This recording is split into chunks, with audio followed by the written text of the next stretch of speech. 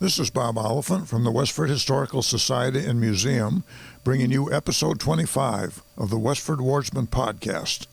The Westford Wardsman newspaper was part of Turner's Public Spirit, a weekly newspaper in Ayer a century ago. In this episode, we'll be reading the Wardsman for the week ending Saturday, June 20th, 1908. I'll add commentary to elaborate on what was happening in Westford 113 years ago. The first section in the June 20th newspaper was the Westford Center section. Last week, Mrs. M.W. Sutherland found a roll of bills on Main and Depot streets, and with commendable honesty, advertised the same, with no response for several days. When she was beginning to think the bills might belong to the finder for lack of a claimant, Mrs. Willard Fletcher saw the advertisement and recognized it as a loss of her father's, Charles E. Whidden. The money was returned to the owner with many thanks. Miss Sarah W. Loker attended the commencement exercises at Bradford Academy Wednesday. Lillian Draper graduated on June 19th from the Roxbury High School third-year course. She is class secretary. She returns another year for the required fourth year of the college preparatory course, when she is to enter Wellesley. John Draper graduated June 22nd from the Lewis Grammar School. He has passed his entrance examinations for Roxbury Latin School in the fall. Miss Grace Atwood of Chelmsford is at her grandmother's, Mrs. Caroline Atwood. That was the house at 4 Graniteville Road. Miss Sarah D. Hamlin of San Francisco is only making a brief stay in her native town, but is much enjoying former friends and associations. On Monday, she took her nieces, Gertrude and Evelyn Hamlin, on a trip to historic Plymouth. This was Sarah Dix Hamlin, who was a graduate of Westford Academy and was one of the first women to graduate from the University of Michigan in 1873. She received a BA and also an MA degree from Michigan. She taught school in Cherry Creek, Nevada from 1877 to 79, then went to San Francisco. In 1891, she was sent to assist the Pundita Ramabi to establish her famous school for child widows in Indiana. After 15 months, not in Indiana, but in India. After 15 months in India, she returned to San Francisco and in 1896 established the Hamlin School for Girls, the oldest continuously running girls' school in the western United States, which now has an enrollment of 435 students, 51% of whom are from families of color. Her sister, Kate Hamlin, was the author of Reminiscences of Westford, Massachusetts, that described Westford Center in the 1850s and 60s. It's an interesting little paper to read, available at the Westford Museum. Mr. and Mrs. L.W. Wheeler enjoyed a trip to Provincetown Monday. The next section is the Grange section. The last meeting of Grange was of interest from the fact that 3 outside speakers were present with a fresh personality and message. Warren E. Jewett of Worcester, a practical and substantial farmer and a past master of the Massachusetts State Grange, gave an address filled with sensible ideas. The duties of Grange members, value of education, both classical and industrial, cooperation, civic duties, and social advantages of the Grange, and the harmonizing and not the conflicting of church and Grange were the salient points brought out. Mrs. Charlotte R.E. Ladd, who was the wife of George S. Ladd, past master of the State Grange, and both well and favorably known in Grange circles, was present as the promoter of interest in the new Grange paper published by the National Grange. She was a charming exponent of her cause and secured many names as subscribers. Mrs. Ladd also gave some recitations which were much enjoyed. Reverend J.S. Moulton of Stowe was present and spoke in a pleasant vein flavored with fraternal goodwill. I might add that Reverend Moulton was pastor of the Unitarian Church in Westford Center from 1876 to 1885, so he would have been well known to Westford people. The next section is entitled Graduation Exercises. Many people to whom long custom had made dear the time-honored graduations of the Westford Academy in the old First Parish Church felt that this year it was indeed, quote, off with the old, on with the new, end quote. But with the happy adaptability that characterizes the most of humankind, the change proved an affair of most enjoyable worth. It was real graduation weather for the exercises which took place last week Friday afternoon in the town hall. The teachers and pupils of the school formed in line and marched from the academy, which is now Rodenbush Community Center, to the hall, which had attracted an audience that filled it, many being present from Lowell and the surrounding villages. The decorations were in excellent taste. The class colors were blue and brown, and the front of the stage was banked with ferns and other greenery, interspersed with blue flowers. Festoons of evergreens were arched over the windows. The class motto, Prorsum, which is Latin for forward, hung over the platform in attractive relief. The program for the afternoon was a double one, the first half of which was a cantata, a beautiful musical adaptation of Longfellow's, quote, Building of the Ship, end quote. The music being written by Henry Lahee. It was given under the direction of Edwin N.C. Barnes, supervisor of music in the Westford and Acton schools, by the pupils of the Academy and Center Grammar School, assisted by a quartet consisting of Miss Gertrude D. Fletcher, soprano, and Mrs. H.M. Seavey, contralto, of Westford. Boardman Duffy, tenor, and Howard D. Perkins, bass, both of Boston. Miss E. Marion Sweat of Forest Village was the efficient accompanist. Both the coursework and the solos were finely sustained, and it was a real music treat to all who had the pleasure of listening to it. At the close of this half of the program, the singers retired from the platform, and the graduation exercises took place. Following is the program. Prayer, Reverend C.P. Marshall. Essay, Robert Edwin Perry and Helen R. Burnham of Westford. Actually, these are graduating seniors that wrote these essays. Song, Good Night, Beloved. School, by the whole school. Essay, The Flowers of Bryant and Lowell, by Mary E. Day of Westford. Address, The Scholar's Joy, Reverend J. Stanley Durkee, Ph.D. Conferring of diplomas, Reverend B. H. Bailey.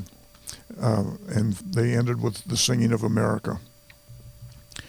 Dr. Durkee's address was especially strong and could not fail to prove an inspiration and delight to his hearers, whether students in the academy or in the larger school of life. He well depicted the scholar's joy as the joy of service, the debt of light faithfully and cheerfully met and discharged. A fine, spontaneous tribute to the excellence of this address was when the audience, after listening to the long and full program, by continued and hearty applause, brought Dr. Durkee back to his feet after he had finished speaking for a few additional words. He is president of the Boston Christian Endeavor Union and pastor of the First Free Baptist Church in Boston. I might add that in 1918, Dr. James Stanley Durkee, who was born in 1866 and died in 1951, would become the last white president of Howard University, the African-American university in Washington, D.C. Dr. Durkee served there until 1826. The diplomas were awarded by Mr. Bailey, one of the trustees of the Academy, to the two earnest and conscientious girl graduates, Helen R. Burnham and Mary E. Day. His words were full of wit and wisdom, and he took occasion to regret that preceptor William A. Perkins is severing his connection at this time. Mr. Perkins, in reply, spoke of the mutually pleasant relations of his time of service here and of his regret of leaving Westford and its people. In the evening, the usual annual reception and dance of the Academy alumni was held, as always proved one of the pleasantest parties of the year. Although so early, some of our home teachers and students away in other places were not home to attend. Hibbard's orchestra furnished excellent music, and Fred A. Smith was the caterer. Additional decorations were added with quantities of field daisies. William R. Taylor, Mrs. Harriet C.S. Hildreth, and Charles L. Hildreth were the efficient committee of arrangements for the evening. The next section is the Graniteville section. A.R. Schote Hose Company No. 2 were out for a trial test last week Friday night and tried several of the hydrants throughout the village, commencing at the town farm in West Graniteville. A pleasing feature in connection with this tryout was the test made at the hydrant near the Methodist Episcopal Church. But one length, parentheses 50 feet, end parentheses, of hose was used here, which threw a stream directly over the tall church steeple. No special record was taken of these tests, for the tryout was more in the nature of fleshing out all the hydrants and seeing that they were in working order. Reverend William E. Anderson, a former pastor of the Methodist Episcopal Church here, who is now pastor of a church in Claremont, West Virginia, is now spending his vacation with his wife at the home of Mr. and Mrs. C.H. Wright, Charles H. Wright, in Westford. On Sunday, June 21st, Mr. Anderson will supply the pulpit at the Methodist Episcopal Church and will preach at the morning service at 10:45. Mr. Anderson has many warm friends here, and his former parishioners will be much pleased to have him with them on Sunday. As I mentioned before, he will be back in Westford and serve that same church from 1919 to 1924. Business continues good at all the quarries, and the different contractors are carrying their usual quota of men. This is very pleasing news, and it is hoped the present conditions may continue. The next section is baseball. That long looked-for ball game between the employees of the Abbott Worsted Company and C.G. Sargent's machine shop came off on scheduled time last Saturday afternoon, and contrary to the usual custom, the shop team was victorious over the mill team by a score of 6-5. The game was intensely interesting from start to finish and was replete with brilliant plays and numerous mishaps, which kept a large audience present guessing as to the final outcome. For the shop team, Jim Healy had the batting honors, his home run with a man on base being their turning point in the game. Gordon and Queasy, as battery, made a great team, the latter being a veteran at the game and a catcher of no mean ability. The fielding of Loftus and Moran was good, while the others did all that was required of them. Taylor and Ledwith were the battery for the mill team and did fine work, but few hits were made off Taylor's delivery, and as some of the fielders did not support him properly, the most of the opponent's runs were scored that way. Bill Ledwith has all the earmarks of a catcher. He supported Taylor in good shape and hit the ball hard. Tom McCarthy played well both in the field and at the bat, while the rest of the team, which was composed mostly of old-timers, showed flashes of brilliant work at times, but they were very much in need of practice. They made a lot of errors, apparently. Another game will be arranged shortly, and at that time the mill team is in hopes to turn the tables. Batteries, Gordon and Quessy for Sargents, Taylor and Ledwith for Abbott's, umpire Hughes. The next section is the About Town section. The real article known as defeat, for which no excuse can be offered except being outclassed, was the portion of the Westford baseball team in their contest with the Nashua card shop team at Nashua last Saturday, the score standing 10-1 in favor of the Nashua team. This Saturday afternoon, the Westfords will meet the Lowell High School team at Stony Brook Park. The Lowell High has a record for which many sigh, but cannot attain to it. Just as like as not, they will bring this record with them and endeavor to make the Westford team do the sighing act. There will be an observance of Children's Day at the Village Church in West Chelmsford, Sunday, June 21st. This is the Methodist Church in West Chelmsford. Greetings are extended to all in Westford to be present who are in affinity with this service.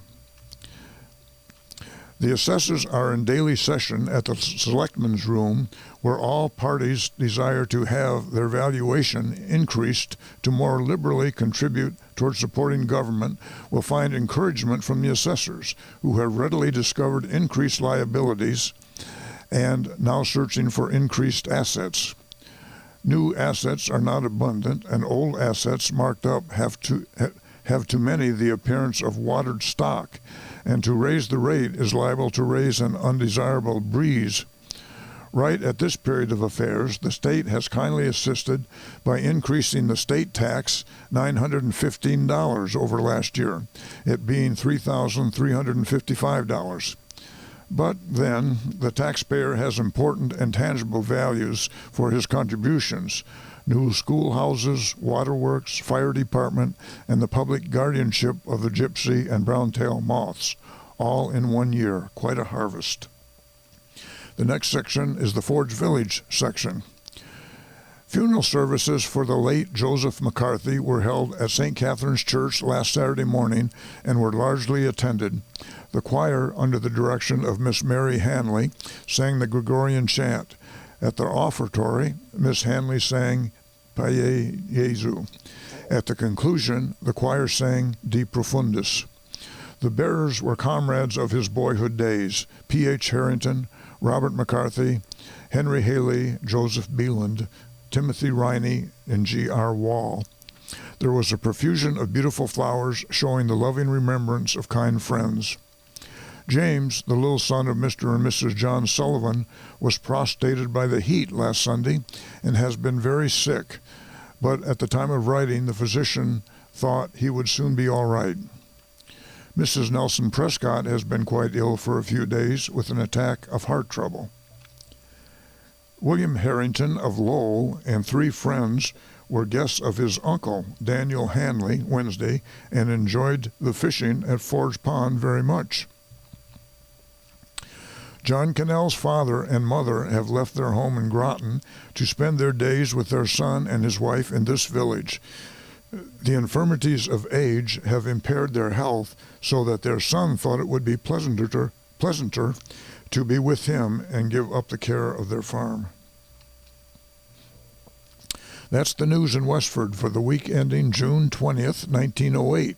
Thank you for listening, and thanks to Nick Woodbury of Westford Cat for providing technical support.